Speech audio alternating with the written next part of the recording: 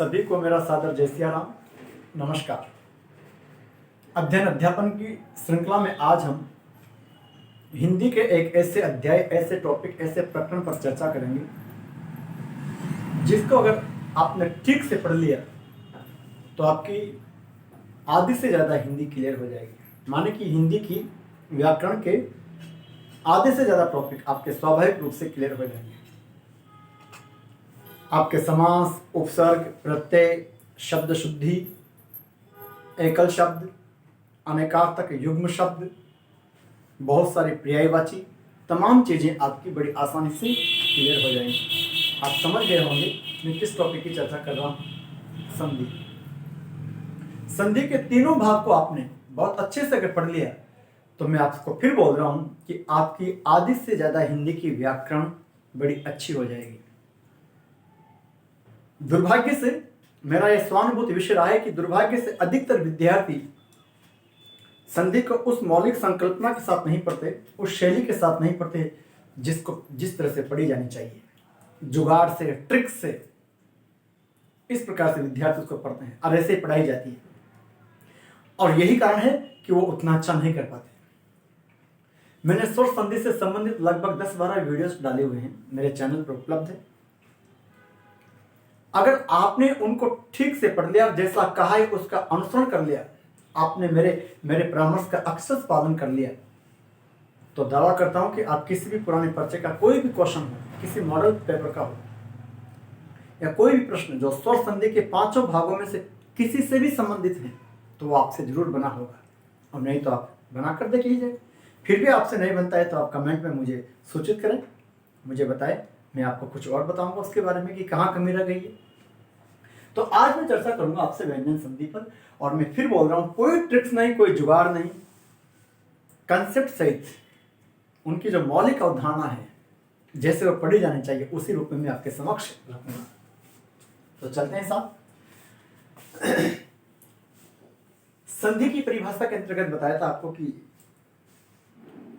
दो ध्वनियों के मेल से उत्पन्न विकार को संधि कहा जाता है, और यदि वो ध्वनियां स्वर हों, माने कि आगे भी स्वर हों और पीछे भी स्वर हों और यहाँ कोई विकार आ जाए तो मेरे सुधी छात्रों ये घटना कहलाती है स्वर संधि। क्या कहलाती है जी? स्वर संधि। जिसके 5 उपभेद हैं और उन 5 उपभेदों को मैंने बहुत ही सार्थक, सटीक और सारगर्भित तरीके से आप तक पहुंचाया हुआ है। आज बात करूंगा, आज मेरी चर्चा का केंद्र रहेगा व्यंजन संधि। अगर हम इसकी परिभाषा की बात करें तो व्यंजन और पीछे स्वर आ जाए, आगे स्वर हो, पीछे व्यंजन आ जाए, या फिर धन के पहले भी व्यंजन और धन के बाद भी व्यंजन, और जहां ये मिल रहे हैं वहां पर कोई विकार उत्पन्न हो जाए। विकार बोले तो किसी न किसी प्रकार का कोई रूपांतरण आ जाए तो मेरे सुधी छात्रों ये घटना कहलाती है व्यंजन संधि। क्या बोल रहा हूं जी? व्यंजन संधि। ठीक से पढ़ना, साथ साथ पढ़ते रहना। कम से कम वो विद्यार्थी जो जागरूक हैं, मैं हर एक विद्यार्थी से नहीं बोल रहा, कम से कम वे विद्यार्थी जो गंभीरता से अपनी तैयारी कर रहे हैं, जिनका एकमात्र उद्देश्य अपना टारगेट हिट करना है। यहाँ से आप जानते हो एग्जाम में, रीट में, second grade, first grade, LDC, पटवार, सब इंस्पेक्टर, सभी में प्रश्न आते हैं, और मैं आपको बोल चुका हूँ कि आधी हिंदी क्लियर होती है, बल्कि आधी से भी ज़्यादा।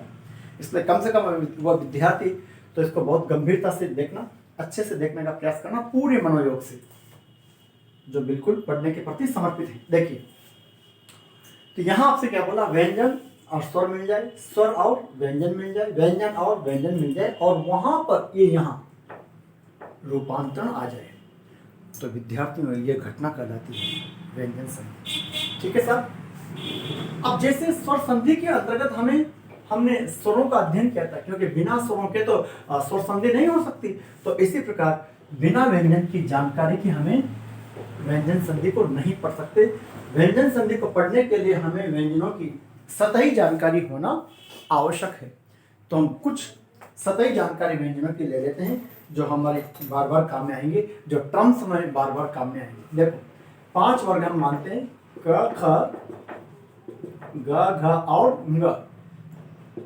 जिन बच्चों ने पढ़ रखी हो वर्णमाला उनको बड़े अच्छे से क्लियर हो जाएगा, जिन्होंने नहीं भी पढ़ रखी वो भी जरा ध्यान दीजिए।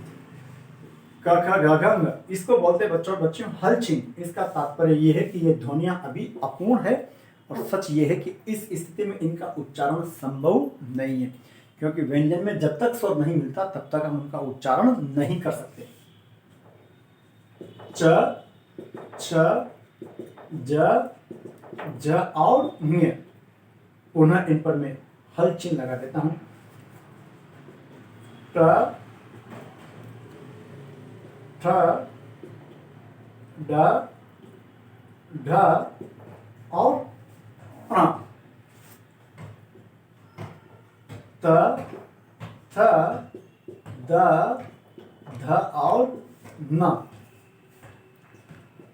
प, फ, ब, भ और म।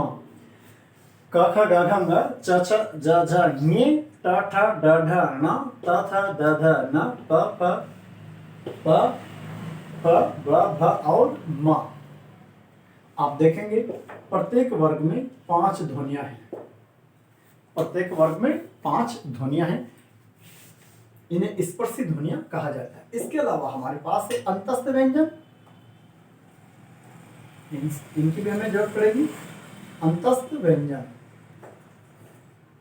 वो कौन कौन है, कौन कौन से हैं? ग्यारा, ला और व। उसके बाद हमें जरूरत पड़ेगी उष्मेय ध्वनियां, उष्मेय या संघर्षी।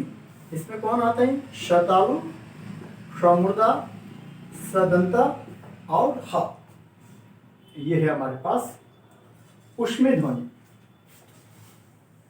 इसके बाद हमें संयुक्ताक्षर,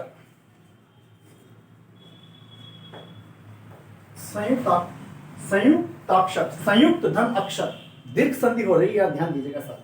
कौन कौन सा है? क्षत्रिय वाला, त्रिशूल वाला, ज्ञानी वाला और श्रीमान वाला सर। ये कैसे बने हैं जरा मैं इनको भी आपको यहां बताता हूं। आधा क और श ये मिलकर के बनता है क्ष। इसीलिए इसका जब उच्चारण करते हैं तो उसमें क की ध्वनि आती है। जैसे आप बोलते हो ना कक्ष, तो कक्ष के अंतर्गत गौर करें, आपने बोला कक्ष, तो एक तो क बोला, फिर आपने ध्यान दिया होगा एक क की ध्वनि और निकलती कक, तो वो जो इसमें क छुप रहा है उसकी ध्वनि है। अर्थात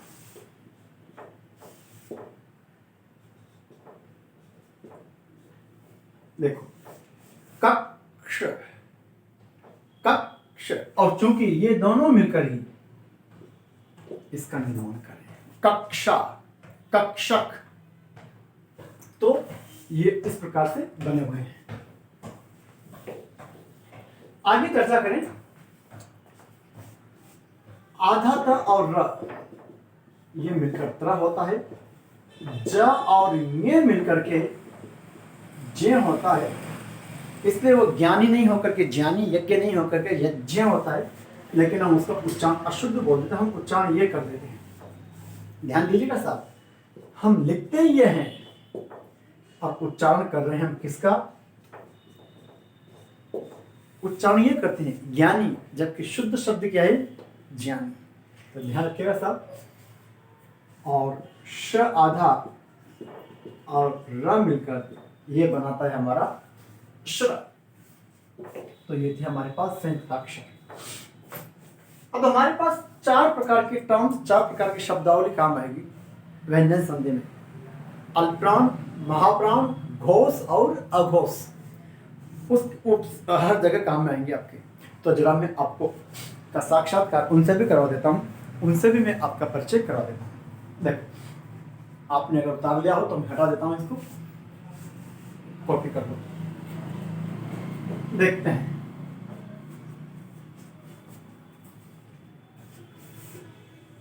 मैं डिटेल में आपको व्यंजन नहीं पढ़ा रहा, मैं सतही तौर पर व्यंजनों की जानकारी दे रहा हूं जो हमारे संधि के लिए, व्यंजन संधि के लिए खासकर जरूरी है। घोष, इन्हीं को बोलते हैं बालकों और बालिकाओं सघोष। घोष या सघोष ध्वनियां। देखिए, पहली बात तो डिफिनेशन क्या होता है। तो जिन ध्वनियों के उच्चारण में स्वर तंत्रियों में कंपन पैदा हो उनको बोला जाता है घोष या सघोष। इसके अंतर्गत आता है प्रत्येक वर्ग के अंतिम तीन, प्रत्येक वर्ग के अंतिम तीन वर्ण, प्रत्येक वर्ग के अंतिम तीन वर्ण धन अंतस्थ व्यंजन घोष में, और क्या आ जाता है सभी स्वर, और क्या आता है ह। ये हमारे पास छात्रों, ये होता है हमारे पास घोष या सघोष। कौन कौन आ गया, प्रत्येक वर्ग के अंतिम तीन वर्ण, अंतस्थ व्यंजन, अंतस्थ बोल तो ये अलावा सभी स्वर और ह, ये आता है किसमें घोष में या सघोष में।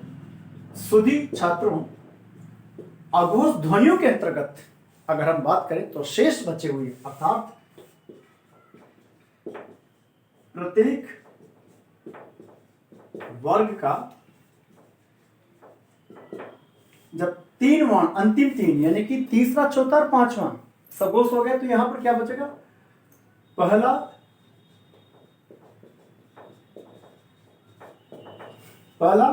दूसरा वर्ण और साथ में शतालु, समूर्धा और सदंता।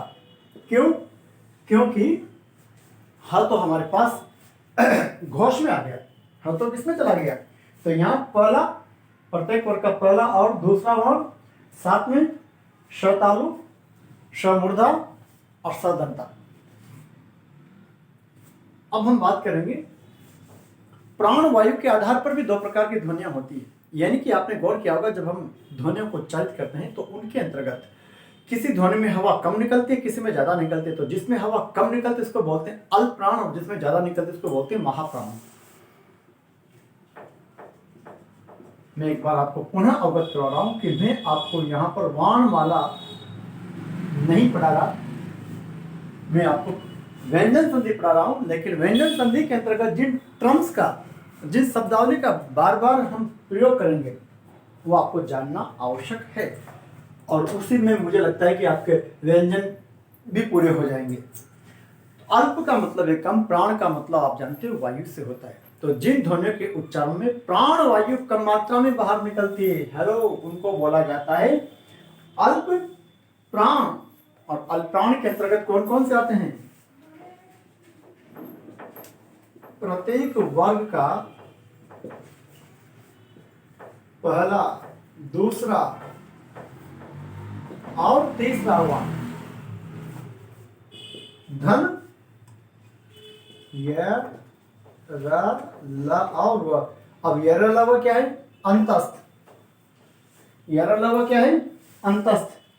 तो अल्पप्राण के अंतर्गत कौन कौन आ गए, एक तीन, एक दो नहीं, एक तीन पांच, एक दो तीन नहीं, एक तीन पांच, एक तीन पांच। कारण इनमें हवा कम निकलती है, आप प्रैक्टिकली फील कर लीजिएगा। क, ख, क, ख, ग, घ, ङ। यहां हवा कम निकल रही है, यहां ज्यादा, पुनः यहां पर कम निकल रही है, यहां ज्यादा और यहां कम। च, छ, ज, झ, यानी कि एक, तीन और पांच, एक, तीन और पांच किसमें, अल्पप्राण में। और यर, लव, ये भी अंतस्थ व्यंजन, ये भी अल्पप्राण के अंतर्गत ही माने जाते हैं। अब आपके पास है कौन सा जी, महाप्राण। महाप्राण का तात्पर्य होता है जिन ध्वनियों के उच्चारण में प्राण वायु ज्यादा मात्रा में बाहर निकलती है। तो उसके अंतर्गत कौन कौन आते हैं साहब महाप्राण में? 1 3 5वां आ गए। तो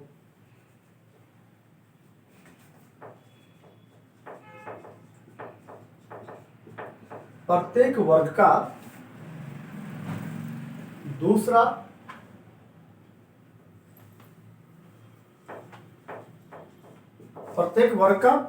दूसरा और चौथा वर्ण और साथ में ऊष्मीय ध्वनियां यानी कि शतालु, समूर्धा, सदंते और ह, ये भी आपके महाप्राण के अंतर्गत आते हैं। कौन कौन जी?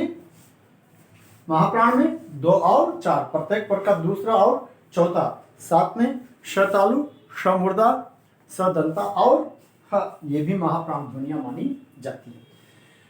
तो ये हमारे व्यंजन संधि में काम आएंगे। एक बार कॉपी कर लो आप लोग, उसके बाद फिर हम आगे बढ़ते हैं। देखो हटाता हूँ सबको। अच्छा, एक बात आपको याद होगी क्या? जितने भी व्यंजन हैं ये मौलिक रूप से, मूल रूप से अपूर्ण होते हैं और इनको पूर्णत्व प्राप्ति है तो एक स्वर की आवश्यकता होती है।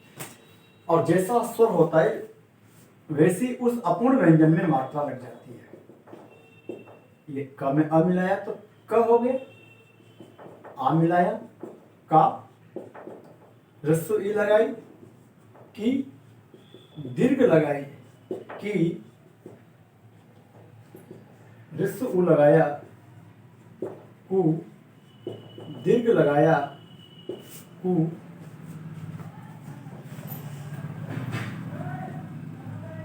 क्री, के, कई,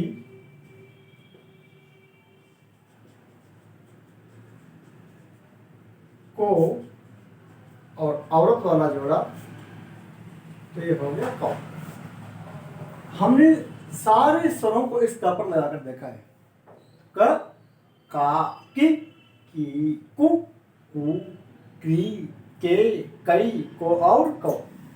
आप जानते होंगे जो नवागंतुक छात्र जो पहली मर्तबा साक्षात्कार कर रहे हैं इसको जरा ध्यान रखना।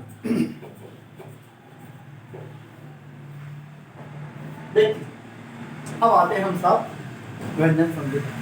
मैं एक बार सभी से यह परामर्श देना चाहूंगा, व्यंजन संधि पढ़ने के पहले ये सारी ध्वनियां जो मैंने आपको बताई है वो आपको कंठाग्र होनी चाहिए, क्योंकि अगर वो आपके कंठाग्र नहीं है तो फिर आपसे व्यंजन संधि नहीं बनेगी। ठीक है साहब? और जिन्होंने व्यंजन अच्छे से पढ़ भी रखी है या नहीं पढ़ रखी, दोनों प्रकार के विद्यार्थी लाभान्वित होंगे, इस बात का आश्वासन मैं आपको दे रहा हूँ। देखो पहला नियम क्या है व्यंजन संधि का, जरा वो देखते हैं।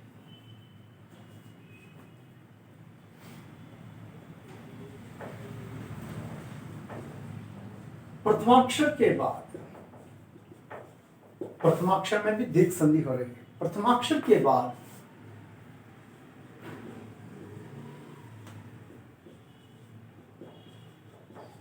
किसी भी वर्ग का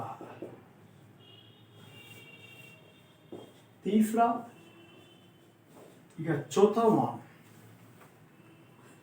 या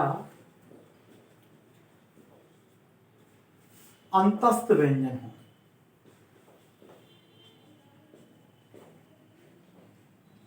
अंतस्थ व्यंजन,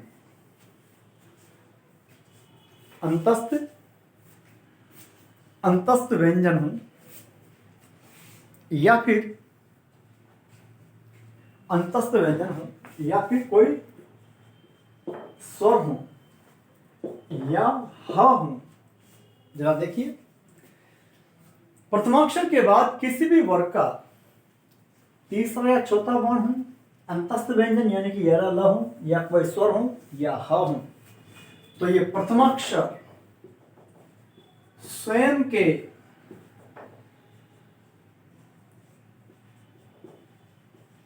तृतीय अक्षर में चला जाएगा। समझ नहीं आया ना? कोई बात नहीं, मुझे भी नहीं आया, आपको ये समझना आवश्यक नहीं है। अभी जो है मैं उदाहरण दिखाऊंगा उदाहरण के माध्यम से ये समझ में आएगा, बशर्त आपको व्यंजन की जो श्रृंखला मैंने बताई थी वो पांचों वर्ग, उसके साथ साथ अंतस्थ और उष्मीय ध्वनियां आपको कंठाग्र होनी चाहिए। बाकी आप बिल्कुल भी टेंशन ना ले, बिल्कुल तनाव में ना है, निश्चित होकर के बिल्कुल निश्चिंत। देखो प्रथमाक्षर के बाद वो जो 5 वर्ग हैं उनमें प्रथमाक्षर, अगर मैं क की बात करूं तो ये प्रथमाक्षर है, च की बात करूं तो ये प्रथमाक्षर है, ट की बात करूं तो ये प्रथमाक्षर है, त की बात करूं तो ये, और कुछ कुछ समझ पड़ रहा है, क ख ग घ ng, च छ झ झ ङ, ट ठ ड ढ ण, त थ द ध न, प फ ब भ म। तो ये प्रथमाक्षर। इन प्रथमाक्षर के बाद यदि किसी भी वर्ग का तीसरा या चौथा वर्ण आ रहा है, या अंतस्थ आ रहा है, या स्वर आ रहा है, या ह आ रहा है, तो ये अपने तृतीय में चला जाएगा। अब आपको ये ध्यान रखना है जी कि क का तृतीय क्या है, तो फिर वही बात कि आपको 25 स्पर्शी ध्वनि कंठस्थ होनी चाहिए। क का तृतीय ग है, क ख और ग। अब यदि ये क यहाँ अपूर्ण होगा तो ये ग भी अपूर्ण हो जाएगा। च का तृतीय च छ ज, ये अपूर्ण आएगा, ये भी अपूर्ण आएगा। ट का तृतीय ट ठ ड, ये अपूर्ण, ये भी अपूर्ण। त का तृतीय त थ द, ये अपूर्ण, तो ये भी अपूर्ण। प का प फ ब। देखो क का क ख ग, च छ ज, ट ठ ड, त थ द, प फ और ब, तो ये स्वयं के ही तृतीय में चले जाएंगे। कब? जबकि इनके बाद धन के पीछे आने वाला शब्द या तो तीसरी, या तो चौथे, या तो अंतस्थ, या तो स्वर, या तो ह से शुरू हो। आप केवल इसको उतार लो, अपने आप को उदाहरणों के माध्यम से लिखे हुए सूत्र की पुष्टि करता हूं। देखो पहला शब्द दे रहा हूं आपको, प्राक धन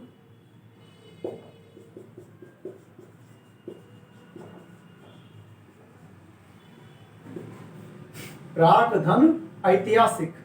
देखिए जरा, प्राक धन ऐतिहासिक प्रथमाक्षर है का, बिल्कुल। पीछे ऐनक वाला आ रहा है, स्वर है, जी हाँ। तो प्रथमाक्षर किसमें कन्वर्ट होगा? अपने ही तृतीय में। और क का तृतीय लिखा चुका हूं, फिर यहां पर बोल रहा हूं, लिख रहा हूं। क का तृतीय ग, तो किसमें जाना चाहिए बताइए? ग में, क्योंकि क आधा है तो ग भी आधा, पर पीछे से कौन प्रभावित करेगा? ऐनक वाला।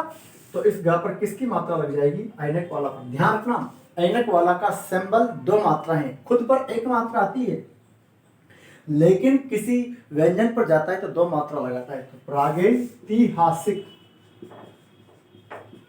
प्रागैतिहासिक, प्रागैतिहासिक। अब थोड़ी देर पहले मैंने जो आपसे कहा था कि लगभग आधी से ज्यादा हिंदी क्लियर होती है, साथ ये प्राग उपसर्ग है। ऐतिहासिक में एक प्रत्यय लग रहा है, इतिहास मूल शब्द है।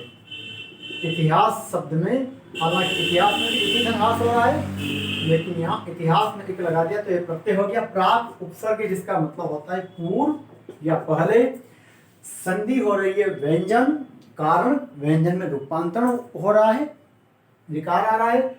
ऐतिहासिक में इतिहास मूल शब्द होकर के एक प्रत्यय लग रहा है, और ये प्राग उपसर्ग जिसका मतलब है पहले, और शब्द हो गया प्रागैतिहासिक। आप याद कीजिए, मैंने एकल शब्दों में इस शब्द का उल्लेख किया था, और वहां आपसे कहा था ज्ञात इतिहास के पहले का, ज्ञात इतिहास के पहले का जो भी है वो कहलाता है प्रागैतिहासिक। और मेरे सुधी छात्रों, ये शब्द शुद्धिकरण में भी आता है। प्रागैतिहासिक शुद्ध अशुद्ध में पूछा हुआ शब्द है। ज्ञात इतिहास के पूर्व का, ज्ञात इतिहास के पूर्व का, हमें जो इतिहास ज्ञात है उसके पहले का जो भी घटनाक्रम है वो कहलाता है प्रागैतिहासिक। विशेष ध्यान रखना, रीट वाले विद्यार्थी, शिक्षक भर्ती वाले, second grade, first grade, LDC, high court और ये पटवार वगैरह सबके अंतर्गत बहुत आम शब्द हैं, और जितने बताऊंगा वो सारे परीक्षा उपयोगी होंगे। तो प्रागैतिहासिक, ज्ञात इतिहास के पूर्व का। तो अब आपको समझ में आया कि ये किस में चला गया। दूसरा आप देखिए, प्राक धन वैदिक। याद रखिएगा सब, यहां पर मूल शब्द वेद, एक मात्रा वेद में, एक प्रत्यय लगा दिया, हेलो, एक प्रत्यय लगा दिया वेद में। शब्द हो गया वैदिक। वेद में एक मात्रा लेकिन वैदिक में दो मात्रा। क जाएगा किसमें? ग में। तो मेरे सुधी छात्रों शब्द बनेगा प्राग वैदिक, प्री वेदास। वेदों के पहले का जो भी घटनाक्रम है वो कहलाता है प्राग वैदिक। अब आपके दिमाग में प्रश्न आना चाहिए कि भैया यहाँ तो ग आधा था लेकिन पूरा करके दो मात्रा और चिपका दी, और यहाँ ग गमला वाला आधे का आधे ही रह गया। कुछ तो समझ गए होंगे कि ऐसा क्यों हुआ है। जो नहीं समझे वो सुनिए। क्योंकि क आधा है, ग में जाएगा, ग आधा ही बनेगा, लेकिन पीछे स्वर उपलब्ध है और वो स्वर तुरंत उस ग को पूरा कर देगा। जैसा स्वर है वैसी मात्रा लगा देगा। यहाँ प्रॉब्लम क्या है कि क के बाद पीछे स्वर उपलब्ध नहीं है, बल्कि एक अंतस्थ ध्वनि आ रही है वो। तो वो जो क ग में रूपांतरित हुआ वो आधे का आधा ही रह गया। क्योंकि हर व्यंजन को पूर्णत्व प्राप्ति हेतु एक स्वर की आवश्यकता होती है। जब तक स्वर नहीं मिलेगा वो व्यंजन अपूर्ण ही रहेगा। इसलिए शब्द क्या रह गया आपका? प्राग वैदिक, और जिसका तात्पर्य हो जाएगा वेदों से पहले का। वेदों से पहले का। आप चाहो तो लिख लेना। जो भी घटनाक्रम, जो भी इतिहास हमारे वैदिक काल के पहले का है उसको बोलेंगे प्राग वैदिक। देखिए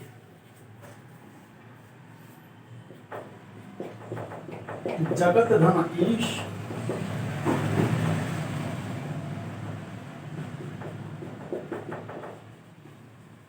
जगत धन अम्बा, जगत धन ईश्वर,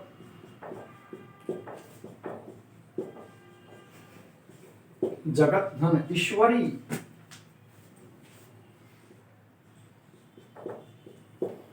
जगत धन ईश, जगत धन अम्बा, जगत धन ईश्वर, जगत धन ईश्वरी, जगत धन आचार्य,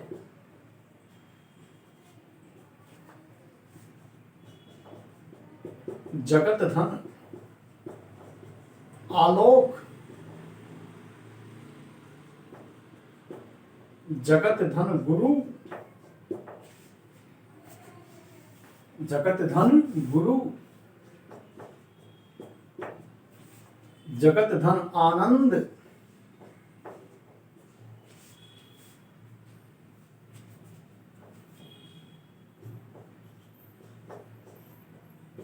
जगत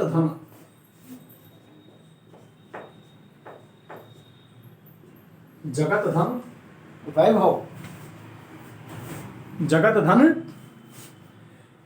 वैभव। याद रखना सर, ये जगत और ये जगत, जहां हलचल लग रहा है उस जगत का तात्पर्य होता है संसार, और जहां हलचल नहीं लग रहा उसका मायना होता है कुएं की मुंडे, कुएं की पनघट जहां पानी वानी भरते हैं, और जगत संसार। तो संसार के लिए जब भी जगत शब्द का प्रयोग करते हैं तो तमें हलचल लगाइए। ये बीच बीच में जो कुछ बताऊं उस पर ध्यान रखिए। अब देखो त जाएगा तृतीय में, फटाफट बोलते जाओ। त का तृतीय द, और द में जाएगा और पीछे बड़ी की मात्रा किसको प्रभावित करेगी? द को। तो नया शब्द आपका क्या बनेगा जी? जगदीश। जगत का मतलब आपको बताया अभी संसार। ईश का मतलब स्वामी, जो पूरे जगत का स्वामी हो, भगवान। अम्बा का मतलब होती है माँ, और यहाँ वही त द में गया। देखिए जहां मैंने तर्जनी से संकेत कर रखा है, और वो अ किस में मिल जाएगा? द में। तो शब्द क्या बनेगा जी? जगदम्बा, जगत धन अम्बा। दुर्गा का पर्यायवाची हो जाएगा, जो पूरे जगत की अम्बा हो। जगत धन ईश, क्या शब्द बनेगा जी? जगदीश्वर। देखो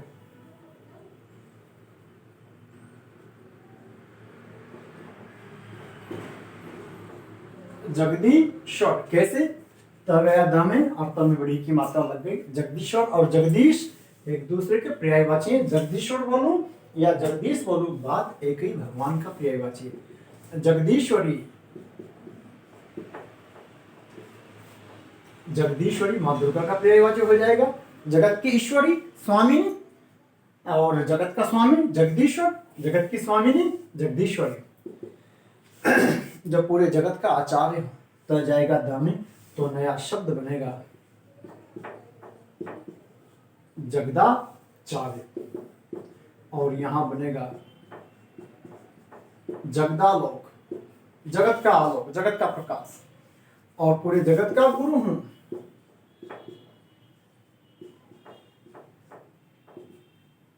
तो जगत गुरु, जगत गुरु याद रखना भैया, ये शुद्ध शुद्ध में आता है, हेलो, शुद्ध शुद्ध की दृष्टि से। और जगत धन आनंद, तो यहां शब्द होगा जगदानंद, और पूरे जगत का वैभव हूं, तो क्या कहेंगे जी? जगत वैभव। अब यहां ध्यान देना, यहां तो द पूरा हो गया था, क्योंकि पीछे यहां से देखो आप, इस गुरु और वैभव को छोड़ दिया जाए तो सब जगह स्वर आ रहा है, उस स्वर ने उसको पूरा कर दिया। जगत धन ईश जगदीश, जगत धन अम्बा जगदम्बा, जगत धन ईश्वर जगदीश्वर, जगत धन ईश्वरी जगदीश्वरी, जगत धन आचार्य जगदाचार्य, जगत धन आलोक जगदालोक, जगत धन गुरु जगत गुरु। यहाँ हलंत आ रहा है, हलचिन आ रहा है। जगत धन आनंद पूर्ण देखो जगदानंद, जगत धन वैभव जगत वैभव। यहाँ पर पुनः हलचिन आया, कारण इसके पीछे यहाँ स्वर उपलब्ध नहीं था। इन दोनों केस में आप देख सकते हैं, इसमें अर्थ। बाकी सबके अंतर्गत वो पीछे पूरा हो रहा है। देखते हैं कुछ और उदाहरण देखते हैं, बताता हूं मैं इनको।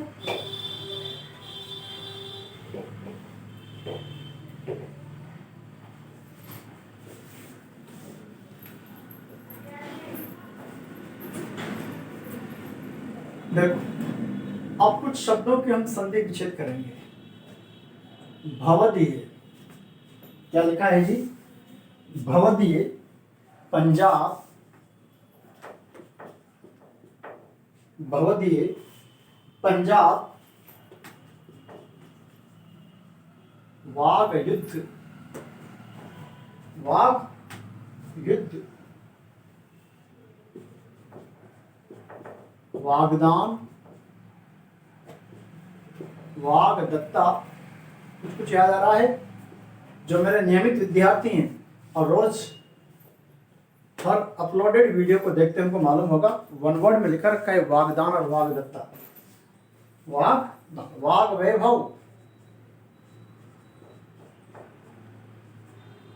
ये तोड़ने हैं सर, वाग वैभव। सदाचार, सदुपयोग, सदगुरु, सदगुरु, सदानंद,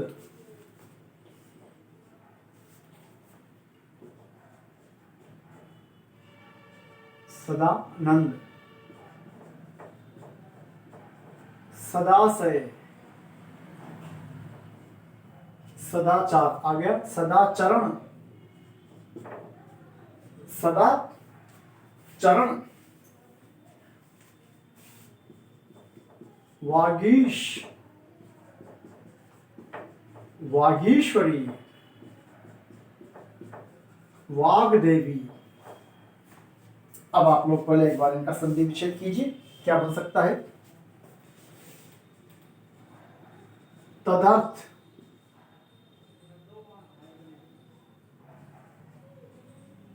तदनुकूल, और यही एक शब्द और दे रहा हूं,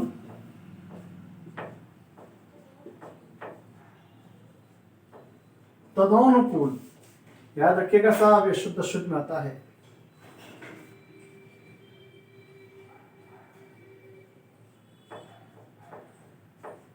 तदुपरांत,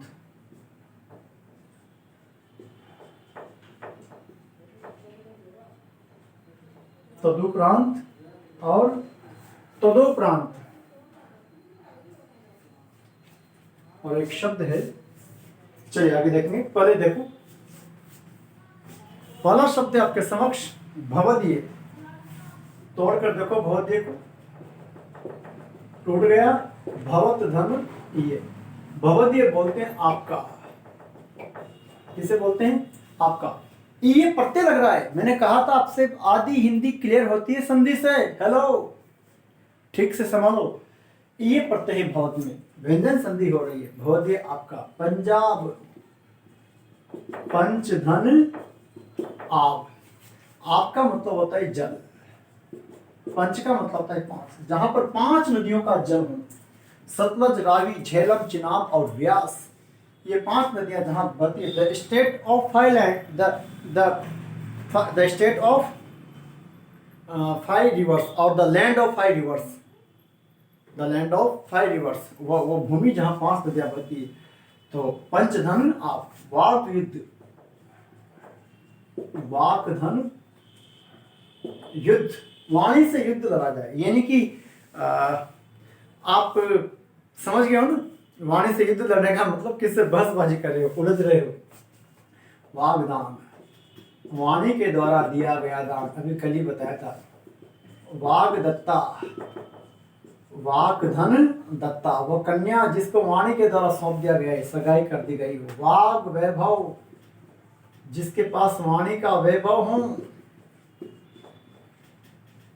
अच्छा बोलता हो। सदाचार, सतधन आचार, सदुपयोग, सतधन उपयोग, सदगुरु, सतधन गुरु, सदानंद। देखिए साहब, पहला प्रयास आपकी ओर से होना चाहिए, तोड़ दिया होगा। सदानंद, सतधन आनंद, यहाँ पर नंद में आप उपसर्ग लग रहा है, आधन नंद, तो 2 उपसर्ग हो गए इसमें। हेलो, सत भी हो गया, रा भी हो गया, सतधन आनंद। यहाँ पे आप देखेंगे योग में उप भी लग रहा है, सत भी लग रहा है, 2 उपसर्ग लग रहा है सदुपयोग में। सदाचार में भी 2 है, सत भी है और आ भी है। ध्यान दीजिएगा क्या बोल रहा हूं। सदाचार में 2 उपसर्ग है, सत भी है और आ भी है। सदुपयोग में भी 2 है, सत भी है और उप भी है। सदाशय, सतधन आशय, आशय के तात्पर्य 2 होते हैं। आशय का एक तो अर्थ होता है, अर्थ ही होता है, मतलब भाव, आपकी बात का आशय क्या है, मतलब कि आपकी बात का मतलब क्या है, अर्थ क्या है। और एक आशय का मतलब होता है स्थान, जैसे मैं बोलता हूँ जलाशय, जल का स्थान, खगाशय, खग का स्थान। सदाचरण, सतधन आचरण, 2 उपसर्ग लग रहे हैं, सत भी और आ भी। देखो, वागीश, वाकधन ईश, वाणी का ईश, वाणी का स्वामी। हेलो, वागीश बोला जाता है देव गुरु बृहस्पति को। वागीश्वरी, वाकधन ईश्वरी, ये बोलते हैं मां सरस्वती को। वाणी की स्वामिनी कौन है? सरस्वती। वाग देवी, तो यहां पर भी क्या हो जाएगा जी, वाक धन देवी। ये वाक देवी भी कौन होगा? मां सरस्वती। तदर्थ, तत्धन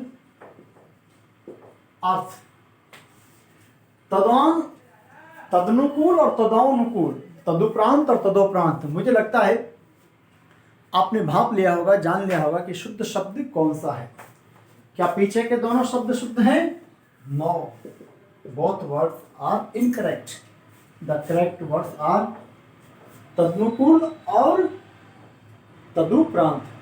समझे? कुछ कॉमन सेंस अप्लाई करो, कॉमन सेंस लगाओ, कैसे सही है ये और ये कैसे गलत है। अगर ये सही होता मेरे विद्यार्थियों तो तत्धन अनुकूल होता, अगर ये सही होता तो तत्धन उपरांत होता। और उपरांत और अनुकूल कोई शब्द नहीं है, बल्कि अनुकूल है, उपरांत है। तो जरा इन पर चिन्ह संभालना, शुद्ध अशुद्ध की दृष्टि से जान है ये शब्द, तत्धन अनुकूल। और यहां पर क्या होगा? तत्धन उपरांत। मैं फिर बोल रहा हूं आपसे, 90% लोग इनको अशुद्ध ही पढ़ते हैं और अशुद्ध ही बोलते हैं। ये तो सुनने में भी अच्छे नहीं लग रहे, ना देखने में लग रहे, पर शुद्ध यही है। ये दोनों शब्द अशुद्ध है और ये दोनों शुद्ध है। ये दोनों अशुद्ध है, ये दोनों शुद्ध है। तत्धन अनुकूल और तत्धन उपरांत। और इसी पर था एक और शब्द जो उसको भी देखते हैं।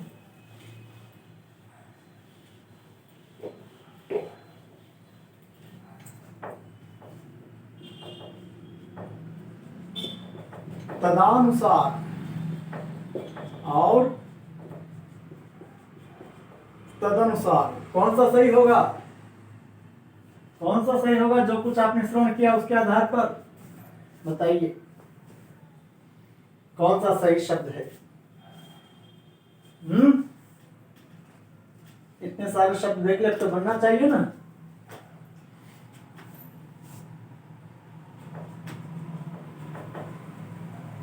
महतीच्छा,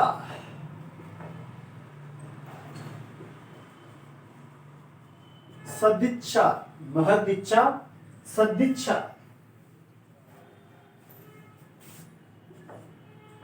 पुनः शब्दों को तोड़ते हैं, तोड़े हुए शब्दों को जोड़ते हैं। श्रीमत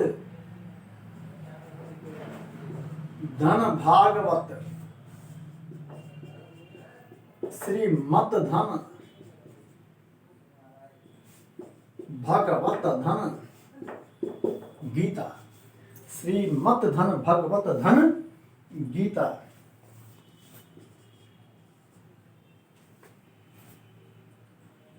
पृथक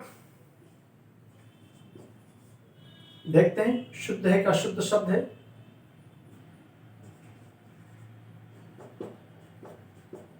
पृथगात्मा, पृथक धर्म, पृथगात्मा।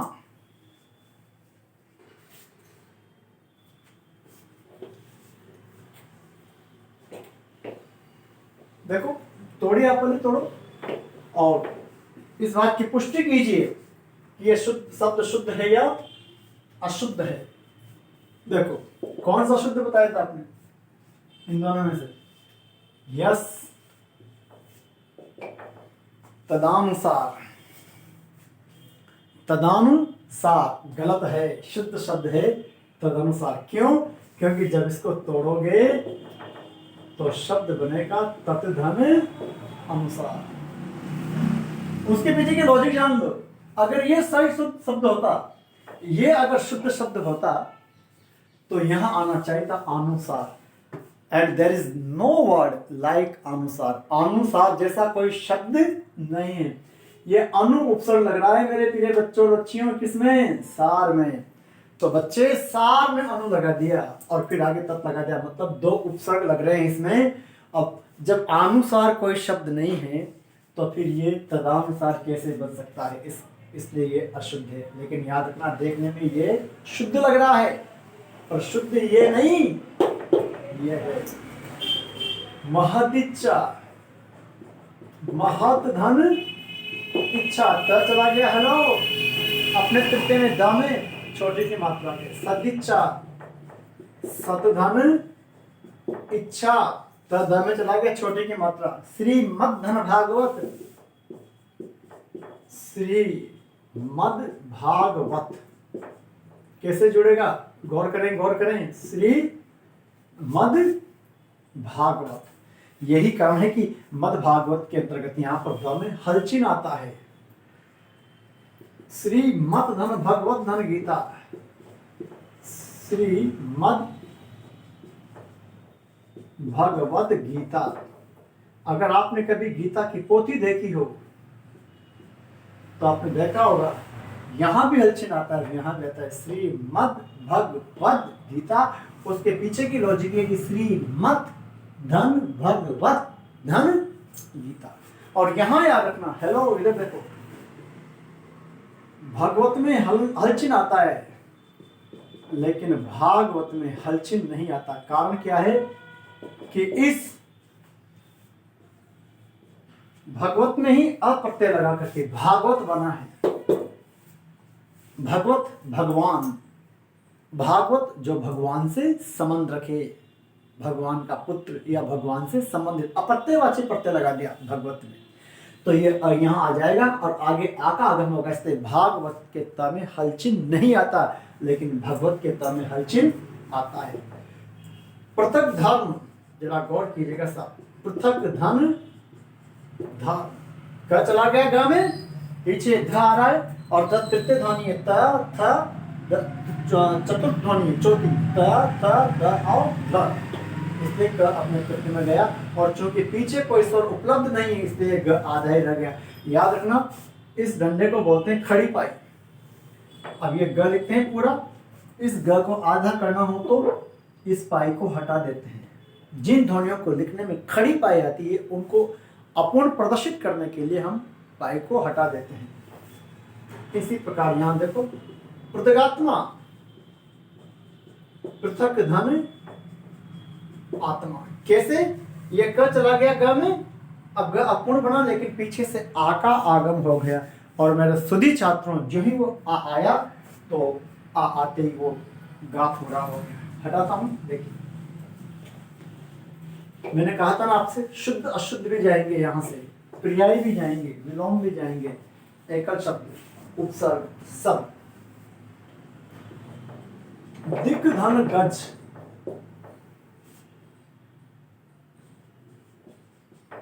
दिक धन अंबर,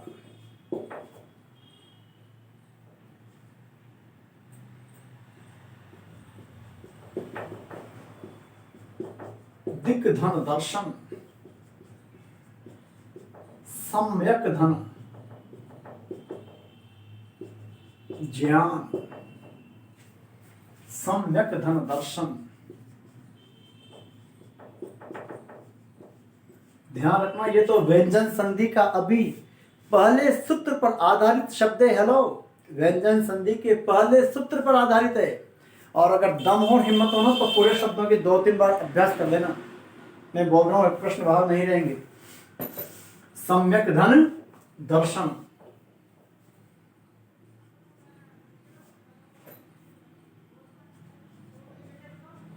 सम्यक धन दृष्टि, सम्यक धन दृष्टि। और एक इसके बिना तो क्या, एक शब्द लिख रहे हैं, इसके बिना तो भारतीय राजनीति अधूरी है। तो हमारा शब्द तो क्या है फिर, दिक धन विजय। देखिए गज का मतलब होता है हाथी, दिक का मतलब होती है दिशा। हेलो, दिक दिशा। तो अब यहां गौर करना, चूंकि ग आ रहा है, क ख ग तीसरा है तो किसमें गया जी। अब चूंकि पीछे कोई स्वर उपलब्ध नहीं है तो वह आधा ही रहेगा और हमारा शब्द बनेगा दिग्गज। दिग्गज क्या बनेगा जी, दिग्गज। दिग्गज का तात्पर्य होता है जो भारी हो, बहुत महारथी हो, बड़ा बड़ा जिसका नाम हो, बोलते हैं बड़ा दिग्गज नेता है, बड़ा दिग्गज व्यक्ति है। अंबर, ध्यान दें साहब, इस अंबर के 2 मायने अनेकार्थक में है। एक तो वस्त्र है और एक आकाश है। तो यहां जो शब्द बनेगा,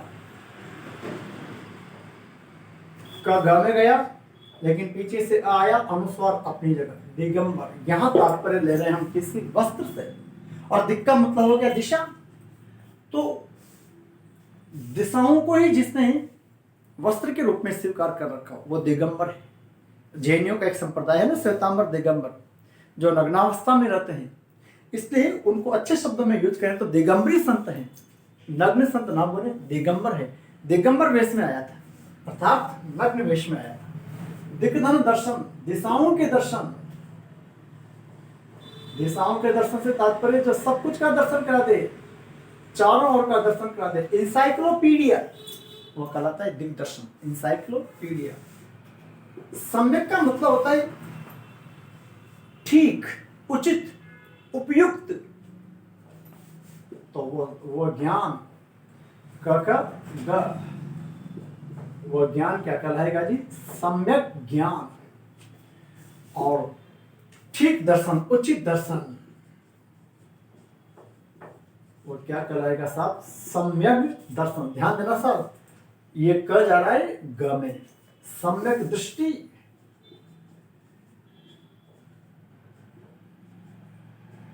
दृष्टि, द में जी की मात्रा, सम्यक दृष्टि। दिग्धन विजय, ओहो बहुत अच्छा शब्द है। दिग्विजय, यह गामी चला गया और विजय यथावत, दिशाओं को जीत लिया। दिग्विजय जिसने दिशाओं को ही जीत लिया है चारों ओर, दिग्विजय। गौर कीजिएगा साहब, हटा दूं, याद रखिएगा व्यंजन संधि का पहला सूत्र, व्यंजन संधि के पहले सूत्र पर आधारित शब्द है अभी केवल ये। यस, देखो साहब, वाक धन जड़ता, वाक धन जड़ता, वाक धन जड़ता।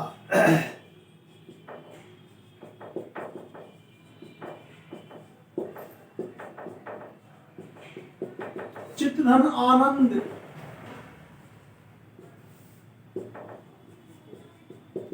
चित्त धन आकार, चित्त धन आकार,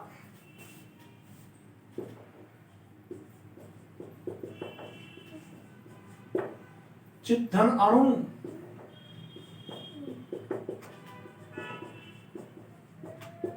चित्त धन आकाश, सतधन आत्मा, सतधन आत्मा। ऋग्वेद, ऋग, ऋग्वेद। देखो, वाक धन जड़ता, वाक धन जड़ता, वाक धन जड़ता। तो देखते हैं, वाग जड़ता, क्या शब्द बनेगा? वाग जड़ता, मतलब कि जो बोलने में अक्षम जड़ हो गया वो। जगत धन आकार, शब्द क्या बनेगा जी? जगदा का। चित धन आनंद, क्या शब्द बन जाएगा? चिदानंद। और यहां पर बनेगा आपका चिदा का। और यहां नया शब्द आपका जो बनेगा वो होगा चिदणु। याद रखना, शुद्ध शुद्ध में आता है चिदाणु। तो चिदाणु शब्द आपका अशुद्ध होगा, शुद्ध शब्द होगा चिदाणु, अशुद्ध होगा, शुद्ध शब्द होगा चिदणु। और चिदन आकाश से आपका नया शब्द बनेगा साहब चिदाकाश। और सदधन आत्मा से आपका नया शब्द बनेगा सदात्मा। और ऋग्वेद को अगर आप तोड़ोगे तो ऋक धन वेद। ऋक का मतलब होता है स्तुति, ऋक का तात्पर्य होता है स्तुति, पूजा, ऋचा। वेद, ऐसा वेद जिसमें स्तुति की गई हो देवों की, उसको कहा जाता है ऋग्वेद। ऋग्वेद। चलिए साहब, आपने कॉपी कर लिया तो कुछ और शब्द देखते हैं। याद रखिएगा, व्यंजन संधि के पहले सूत्र पर आधारित शब्द है ये सिर्फ। श्यात धन वाद, श्यात धन, श्यात धन वाद, श्यात धन वाद। अब्ज,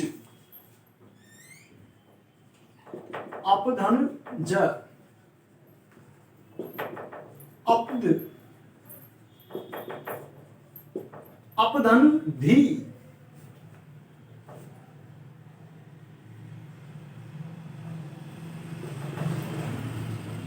अचधन अंत। जरा देखते हैं शब्दों को हम। अचधन अंत, सदधन व्यवहार,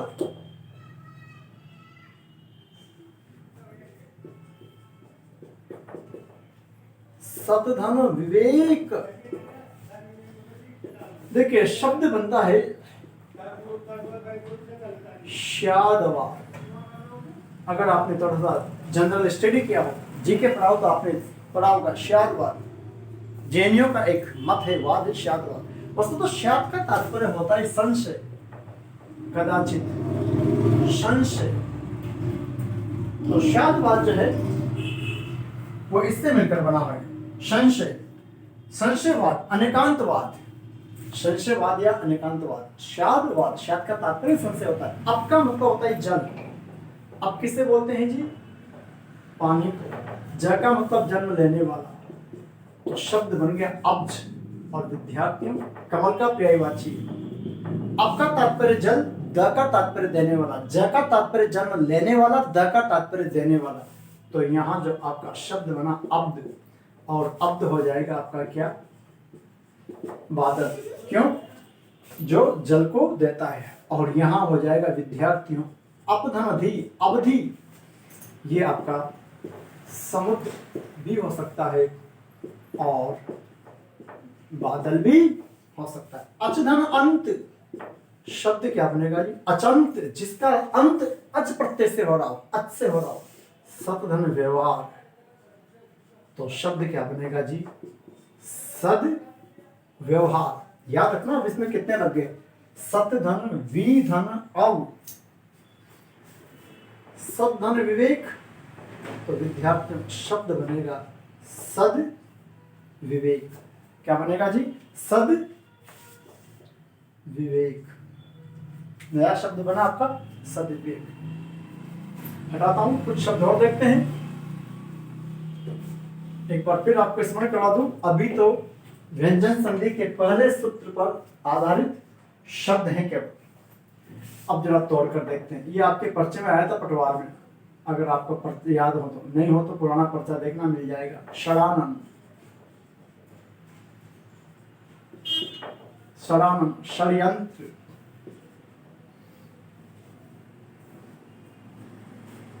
षड्यंत्र, सद्रूप,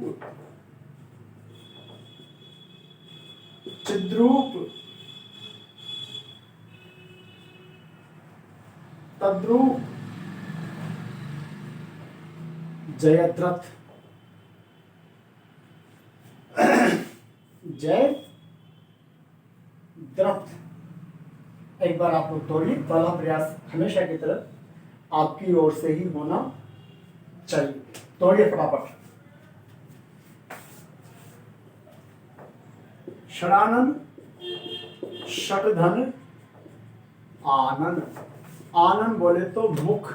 षड का मतलब होता है छ, जिसके छ मुख हो। किसका पर्यायवाची है? कार्तिकेय। किसका पर्याय है जी? कार्तिकेय का पर्यायवाची, कार्तिकेय। षड्यंत्र कैसे टूटेगा? षडधन यंत्र। इन तीन चार शब्दों को देखना, इनकी कुछ खास संरचना है। तो सतधन रूप, सतधन रूप। अगर आप यहां देखेंगे तो चित्तधन रूप, और अगर यहां देखेंगे तो ततधन रूप,